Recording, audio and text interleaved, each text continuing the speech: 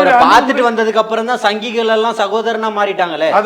அதுக்கு சமகாலத்துல நீங்க பாக்கும்போது இவ்வளவு நாளா சங்கிகளா இருந்தவர்கள் எல்லாருமே ஊடகத்துல அவர் கொடுத்த பேட்டினா அது புது ஒரு டெபினிஷன் கொடுத்திருக்கிறாரு. நீங்க அவர் அப்படிதான் சொல்லுவாரு.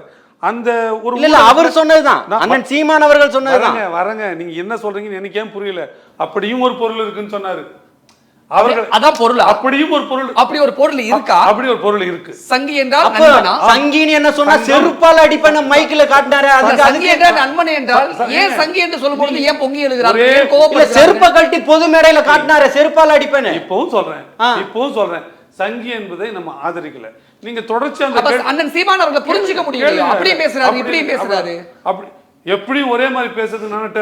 இல்ல சங்கின நண்பன் சொல்லிட்டு செருப்பு காட்டி பேசணும்னு ஒரு பட்டன் எழுத்துவாங்க. நல்ல கேள்வி, இது சிறந்த கேள்வி அப்படி சொல்றீங்களா?